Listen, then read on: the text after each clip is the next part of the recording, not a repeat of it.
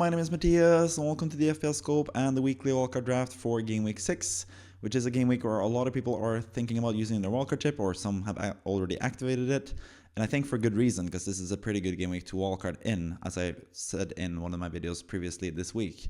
In this video, I'm going to present to you what I think is the best squad to have currently in FPL for the next few game weeks, namely a wildcard team for Game Week 6. Where I'm going to introduce the players just like I always do in this series, where I talk about the player first that I think is the most important player to have in the Premier League. The number one player is the best player to have currently, and then the 15th player, the final player that made the squad, is going to be the least important player of the squad, but someone that made the squad nonetheless. So let's go into it straight away with the number one pick, which is, as always, Erling Braut Haaland. A lot of people are now getting up their eyes, or like opening up their eyes to bring in Haaland into their team. I've had him as my number one pick ever since game week 2 or 3, I think. I saw pretty early that Haaland was going to be a different level this season, and he's just been fantastic. And now that the fixtures are like even better as well, and he's already been one of the best scoring players in the Premier League so far, yeah, it's pretty much a no-brainer to have Haaland number one, so I'm not going to take too much time talking about it, because he is just super good and a super triple captaincy option for game week 6, which is obviously something you can't do if you are wildcarding, but you should definitely want him as a captain anyway, assuming he's fit and healthy to play, which I do think he's going to be. He's had some back issues, had to be subbed off a bit early against Arsenal, but I think he's going to be fit to play this weekend as well for Man City. Number 2, we have Semenyo still, Antoine Semenyo from Bournemouth. He's just fantastic, finds new ways to score points every single game week. He scored a penalty in game week 4, then he got DEFCON points in game week 5, and we know how good he is in general either way. He has pretty good fixtures. It's not the best fixtures because he's facing mostly pretty defensively minded teams. Leeds, Fulham, and Crystal Palace have had like pretty good records defensively, but there are 3 teams that he can definitely score against, and Bournemouth had just been fantastic so far this season, so I think they can score against anyone really, even though they didn't score against Newcastle, but that's one of the best defenses in the league that's set up super defensively. So I think Semenyo is really good, especially long-term future. I think Bournemouth's fixtures are amazing, so I think they are like the team to target currently on a wildcard, and Semenyo is the prime guy from Bournemouth, so he comes in at number 2. Number 3, Reijnders. I have sung his praises all season, even before the season started, even before he scored the 2 goals in preseason. I said he was going to be tremendous value this season. My co-host on the FPL Scope podcast, Kevin, had him in his first draft this whole season as well, because he had seen him play in the Serie A, and I already knew how good he was as well before he came to the Premier League, and he's just fantastic. He's been even better now with Marmoush and Cherki out injured for Man City, and Doku playing on the left. He gets into these super high offensive positions and gets the chance to get assists and all that stuff that we saw this past game week. Even against Arsenal, the best defense in the league, he managed to get an assist, and he also got DEFCON points from that game, which is not something you can expect that much, but he is going to be in attacking positions all the time for a really cheap price. He even went down from 5.7 to 5.6 now. But he is just a fantastic player to have, especially with these fixtures and the fact that Marmoush and Cherki are still out and are going to be out for the next 2 games. I think Marmoush could be back, but I think regardless, Doku has looked so good, and he's another player that you could actually consider on a wildcard here. I think Reijnders is going to be fantastic, especially for the next 2 fixtures against Burnley and Brentford. Number 4, we have Gabriel in defense from Arsenal. Always been a huge fan of his in the Premier League, or in Fantasy Premier League for that matter, or in the Premier League. Like, he is just a fantastic centre-back. Most people are actually like recognizing him as the better centre-back out of the 2 between him and Saliba now for Arsenal, and especially in FPL, that is the truth, because he is pretty much the same price as Saliba, but he has just more goal threat, and actually got some DEFCON points already this season as well. So yeah, he's just a better asset and is just a really good asset in general. Arsenal have tremendous fixtures for defense, I think. Newcastle is a tough fixture away at St. James's Park, but we also think that Newcastle will be setting up super defensively, as they did in this past game week, and also in game week 3, where they really struggled to score with like a 5 at the back formation type of team. So yeah, I expect a low scoring game between Arsenal and Newcastle, and that will bode well for Newcastle defense, or Arsenal defense especially, as you'll see from this wildcard draft. But Gabriel, like I've said previously this season as well, I've had him since game week 1, and that's because he can play in every single game week, and he's always a threat to get a clean sheet or potentially a goal as well, because he is that good at offensive set pieces. So yeah, Gabriel at number 4. Number 5, Senesi from Bournemouth. He's been fantastic as well. He is a DEFCON monster, gets DEFCON points every single game. The fixtures are also really good. I had mentioned for Semenyo that the fixtures aren't the best for an attacker, but for a defender, Leeds aren't that good offensively. Fulham aren't that good offensively. Palace, I think, is actually a pretty tough fixture, especially with them getting Wharton and now Ismaila Sarr back. That's going to be a pretty tough fixture where you can potentially bench Senesi. and then Nottingham Forest after that, which is now a tougher fixture, I think, for like defensive returns because Ange Postecoglou is there, but I still think they're not the best team, so I think that's also a pretty good fixture for Senesi. So yeah, good fixtures, even long term, like I mentioned with Semenyo. I think Bournemouth's fixtures are really good. They don't really face that many like super good teams in like the next like 10-12 game weeks. So yeah, I think Senesi is tremendous value, especially with the DEFCON points. He was priced way too low at 4.5 this season, and I really should have had him from the start. And I am also now considering bringing him in myself for my own team because I have all these other 4 players now: Haaland, Reijnders, Semenyo, and Gabriel. So Senesi is probably the next on my shopping list myself. So he comes in at number 5. Number 6, we have Christian Romero, who's another player that I wish I would have in my squad, but it is just the fact that he has 3 more really good games now in terms of defense at least, and then the fixtures are getting a lot tougher for Spurs. So yeah, get him in now while you can, and then you can just switch him over to a Chelsea defender, who I'll talk about on the Cusp section, which is like a nice jumping off point for Romero and a nice jumping on point for Chelsea defenders. So yeah, Romero, really good. I think he's just the best Spurs defender. He's more nailed than Udogie. He has more DEFCON points potential and attacking threat really than Van de Ven, and he's also cheaper than Pedro, and also has like probably more goal threat than Pedro because he's so good at scoring from set pieces, and Pedro is not even on set pieces anymore. So for me, Romero is the best center back at Spurs. But if you do lack some money, you can see the team value here for this team is 100 million exactly. If you don't have enough money to afford this team, I don't really mind going from Romero to Van de Ven either, because it's just 3 game weeks and you don't really expect goals to be that big of a difference for a defender in 3 game weeks. Like at most, it's just going to be a goal difference, and it might as well be Van de Ven scoring the goal, because defensive goals are a bit random. Like we saw for Spurs against West Ham, when Van de Ven scored after a corner and Romero scored as well, but his goal was disallowed. So yeah, but Romero, fantastic player. He has everything really: fixtures, playing for a good defensive team, attacking threat, DEFCON potential, bonus potential. He's really good, but it's just the fixtures aren't that good for the long term. That's why he's like a bit lower than Gabriel and Senesi in this draft. Number 7, we have João Pedro still in the top 7. As you can see, the top 7 is exactly the same as in the Game Week 5 draft. Pretty happy with the Game Week 5 drafts, and I've kept most of the players, as you'll see. But João Pedro is someone that has dropped down a little bit in the rankings. He only got 2 points this past game week, and that's mostly down to just his team going down to 10 men immediately, with Sanchez getting a stupid red card straight away. So yeah, don't really know about João Pedro. Like, I think he is a great player. He has 90 minutes secured for sure. Palmer is now out. Rory Delap is out. So Rory Delap, I keep saying that. Liam Delap is also out for a long time. So João Pedro is going to play pretty much every single game for Chelsea. I don't think the next fixture isn't even that bad. Brighton and even Liverpool aren't that good defensively. So far. So I think Chelsea actually have a chance to score in these games, and João Pedro is the main guy to score for Chelsea. I think also now with Palmer out, I actually think Enzo Fernandez, I just thought about that now. He could also be a really good option on penalties, pretty attacking for a really cheap price. That's the one I actually should have really thought about for this draft, now that I'm thinking about it and saying it. But yeah, for sure, think about him as well. But João Pedro is the main man for Chelsea. Might even be on penalties. Maybe it was just like a one-time thing that Enzo took it. But I think Enzo will still be on penalties. But João Pedro is at least next in line after that, we hope. But yeah, he's a good pick. Comes in at number 7. Number 8, we have Kieran Dewsbury-Hall from Everton. And I do think that Ndiaye is a better pick, especially long-term, than Dewsbury-Hall normally. But I just think the fixtures just aren't that good for Everton. The one prime fixture, the one really good fixture that I do have is West Ham at home now in Game Week 6. And that's where you get Dewsbury-Hall to play 100%, because he is on 4 yellow cards, and that is a bit of a danger, because if he gets another yellow card, he'll be suspended for a game. But at least you'll have that West Ham game. He is going to play that regardless of what happens now.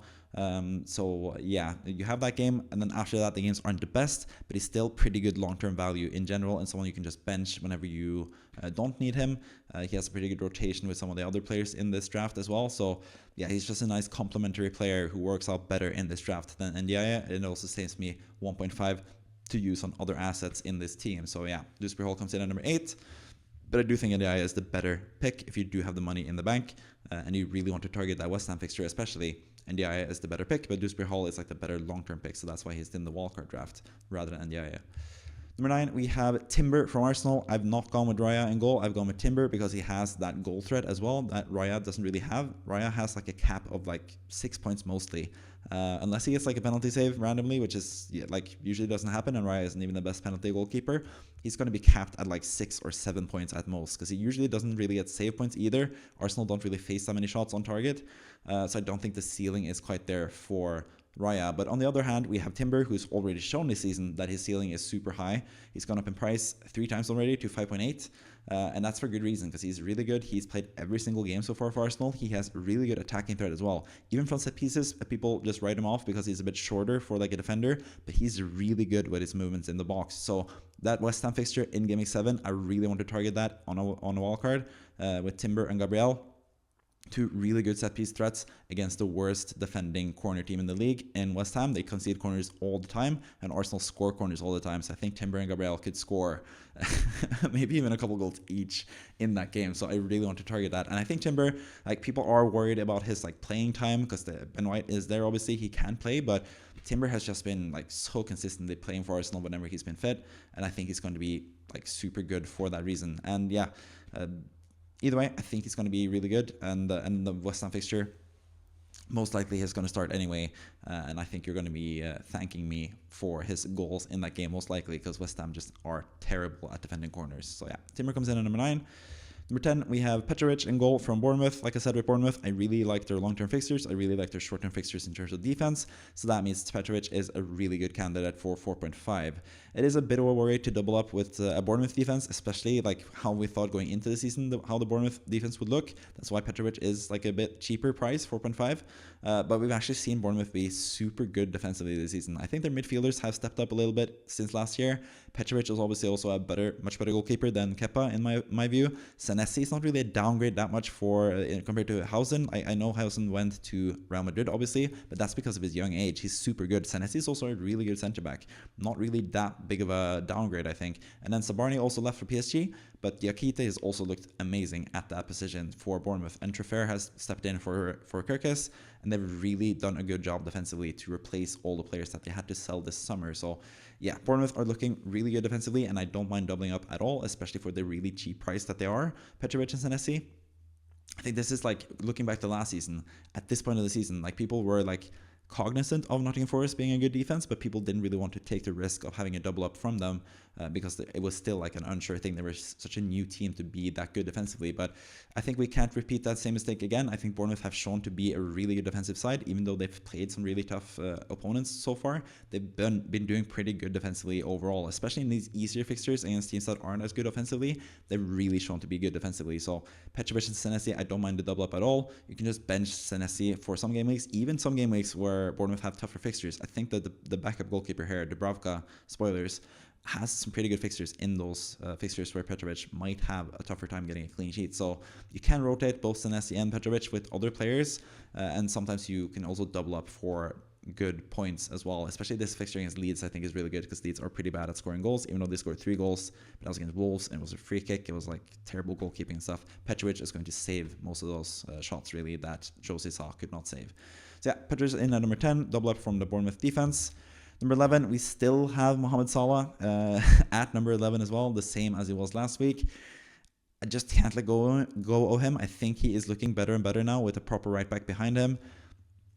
And yeah, I'm just too worried about selling him, especially on a wildcard where you can change your whole team and have a perfectly set up, balanced team. I think that's one of the major advantages to wildcard. Personally, with my own team, I have had to sell Salah. I didn't have to sell him, but I felt like I kind of needed to because my team is not that balanced apart from, it's not that balanced as I can make this team with the wildcard. So I think that's a huge advantage on wildcard. I think Salah is still looking good. The next 2 fixtures aren't ideal. Palace have been pretty good this season, especially defensively, so that away is a pretty tough fixture. Chelsea have been pretty solid as well, but we just saw them lose 2-1 against Man United. So I think that is a pretty good fixture for Salah as well. And then after that, Man United at home, I think he's like by far the best captaincy choice that week, even though Haaland does play Everton at home. That is like a decent fixture, but at that point, Branthwaite's probably going to be back, and that's going to be a tougher fixture for Haaland because Everton with Branthwaite in defense is a lot tougher to break down than when they have Michael Keane. So I think Salah's going to be the best captaincy option for Game Week 8. Also Game Week 9 against Brentford away. I think that's another great fixture, another good captaincy week for Salah. So I do kind of want to have the double up of Salah and Haaland, and I can have actually a pretty good side. Like, I think this team is really strong despite having the 2 most expensive assets in the game, because there are so many good cheap assets this season with so many good 4.5 defenders especially, and some good like midfielders, midfield options as well. So yeah, I think I still want to keep it with Salah and Haaland, but there are some variations you can do that I'm going to talk about at the end of this video. But Salah keeps his place, especially for those Game Week 8 and 9 fixtures where he's going to be the best captaincy option for FPL. Number 12, we have Lucas Paquetá. I know a lot of people are getting like a bit cold on Paquetá because he hasn't been performing the best the last 2 games. But I want to remind people that he is still on penalties. He's still decent-ish for DEFCON points. He's still pretty attacking. He is like kind of like a mini Bruno Fernandes still. It's just that he hasn't gotten those penalties and those types of situations that Bruno Fernandes has gotten in some of the game weeks.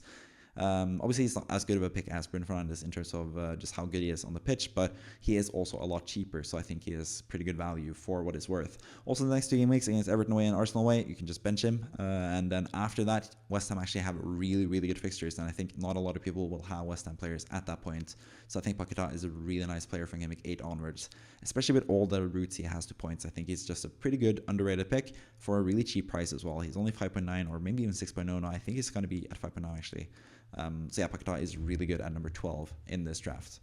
Number 13, we have Lyle Foster from Burnley. Just a really cheap pick, really. You have to have some really cheap picks if you have Salah and Haaland pretty much in the team. But I think Foster's actually looked pretty good. I think Burnley also are better offensively than what we've given them credit for. Foster has been close to scoring a couple goals, had a goal disallowed, especially for example.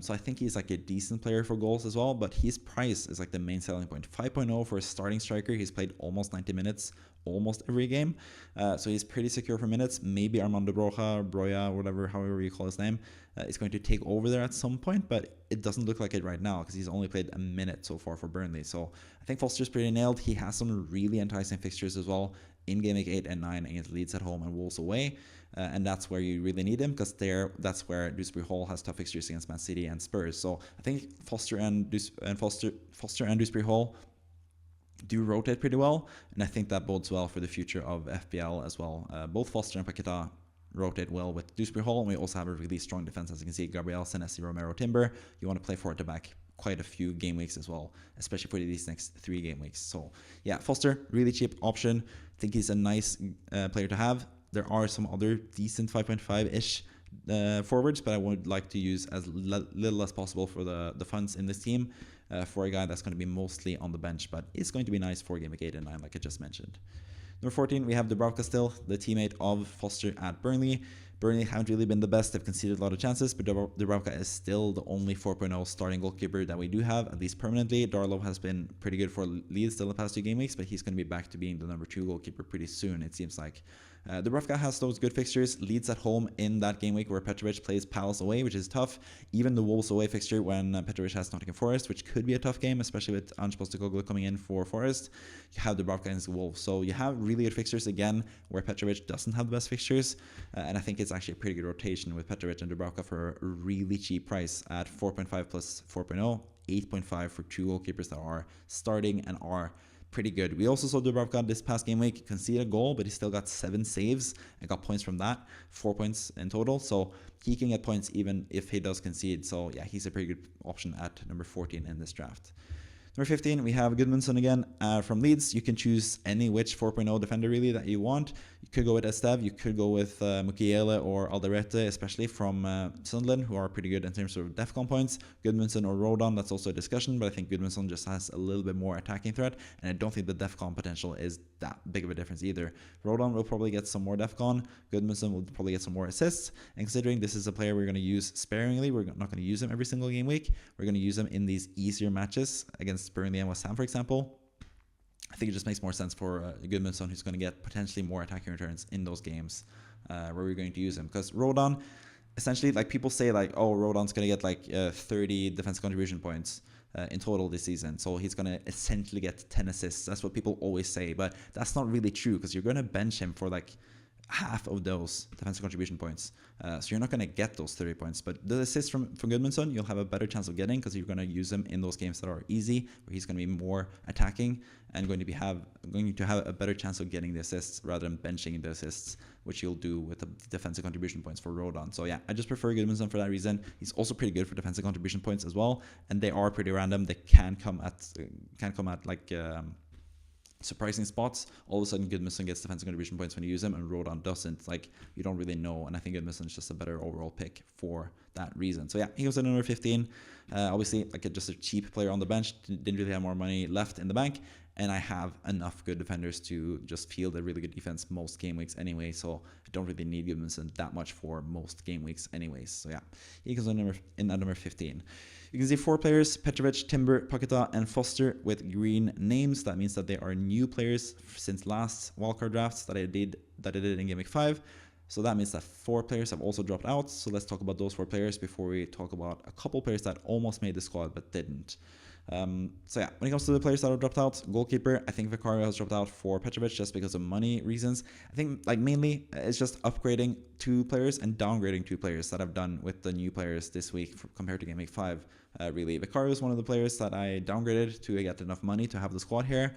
Petrovic is still like a really good goalkeeper. I think for the long term he's really good. Vicario doesn't have the best fixtures after the opening 3 now. Wolves at home, Leeds away, Aston Villa at home. Those are really good fixtures, especially for clean sheets. But after that, it's going to be a lot tougher for Vicario and Spurs to do better defensively. Also, Vicario sort of showed some cracks in the armor this past game week against Brighton. Conceded a really bad goal to concede, the second goal from Brighton. So a little bit less faith in his goalkeeping abilities as well.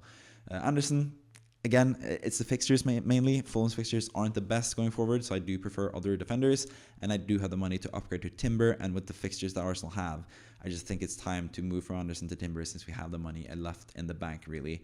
Some of that money left in the bank is because we've downgraded Mateta to Foster as well. Paquetá has tough fixtures now. From Game Week 10 onwards, Palace actually have really good fixtures, but the next like 4 fixtures are really, really rough for Palace. So I think this is a good game week to jump off of Paquetá, and you could jump back on him again around Game Week 10 potentially. But yeah, for now he's dropped out to save us some money, and with that money we can upgrade King to Paquetá and just have a stronger team in general, while still having a really cheap price. Mateta to Foster and King to Paquetá saves us some extra cash as well, which means that we can keep Salah and get Timber as well, have a double up on the Arsenal defense while still keeping that Salah hold-on draft that we do want for this game week. So yeah, that is the team, and that is the players that have dropped out since last time. There are 3 players that were on the cusp: 1 defender, 1 midfielder, 1 attacker. Let's talk about those guys and some variations to the squad as well if you don't like the Salah draft, for example. So yeah, with the defenders, Chalobah from Chelsea. I think the next 3 fixtures aren't the best for attacking returns, or defensive returns I should say, for Chelsea. Brighton at home, Liverpool at home, Forest away. You would expect them to concede in some of those games at least. But Chalobah is a really good player. He gets defensive contribution points, he scored goals, he's so good at set pieces, and Chelsea are really good at set piece goals as well. He's not that expensive even, 5.1 is not that pricey. So I think he's a fantastic player to have already.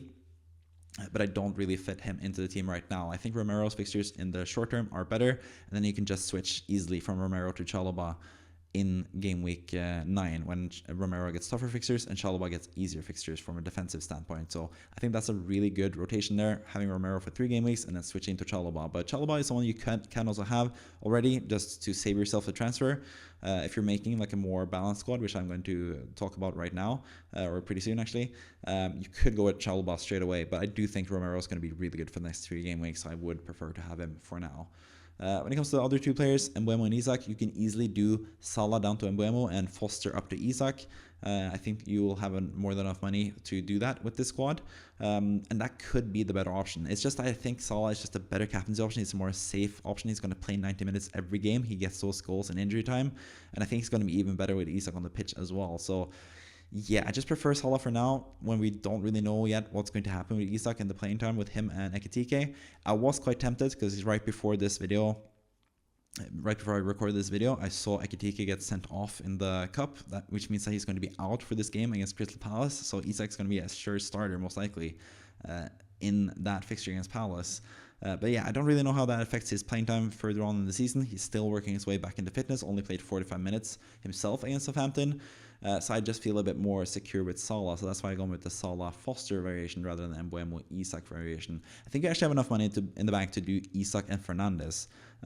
So you'd have 0.9 to spare if you do Mbeumo instead, which I think is nice. I also think Mbeumo is better, like for the short term compared to Fernandes. I think long term, over the course of the season, he's going to get more points, Fernandes. But in these easier matches, I think Mbeumo is a fantastic option to have. So he's my preferred candidate if you don't want to go with a Salah draft. So if you do Salah to Mbeumo and Foster to Isak, you'll still have 0.9 to play with with your team. So you can, for example, downgrade Timber if you're not completely sold on him and upgrade like a Dewsbury-Hall to NDI, for example, if you want that and prefer that instead. So there are some really good variations to the squad. I think it's a really solid squad altogether, and having Salah and Haaland is going to be a major advantage to most of us other guys or girls who's going to have either Haaland or Salah. Well, most likely Haaland, because a lot of people are now switching over to Haaland because he's looked so good and has the best fixture in the league with Burnley at home this next game week. So yeah, you're gonna get an advantage there if you go with Salah. So that would be my advice for this next upcoming game week. And that is pretty much it for the weekly wildcard draft for game week 6. I really hope you enjoyed it. I'm gonna do this next week and the week after that and the game week after that and the game week after that. I do a wildcard draft every single game week, and I compare and contrast it to the game week before and the wildcard draft that I did for that game week, as I did just now for game week 6. So hope you enjoyed the video. Me speaking really fast and going pretty quickly through the players. I wanted to get this video done a bit quicker than the normal. I'm trying to be a bit more succinct, even though I do ramble towards the end of the videos as normal. But yeah, so if you like that, then like the video, subscribe to the channel, and be sure to get more videos in the future. I'm gonna have the FPL Scope podcast coming up this week with Kevin, talking about his past game week and this upcoming game week, and all the fixtures and all that stuff. Also going to have the team selection video for you guys on Friday as well, where I talk about my own team and my own transfers, which I have talked about a little bit already in a previous video this week when I talked about whether you should wildcard in game week 6 or not. So check that out if you're still unsure whether to wildcard or not. And also see what I'm going to do with my own team as well and my own plans. But yeah, going to do the team selection video on Friday or for Friday. And that will be that before the game week starts on Saturday, basically. So yeah, hope you enjoyed it. Thank you for watching. See you next time. Bye-bye.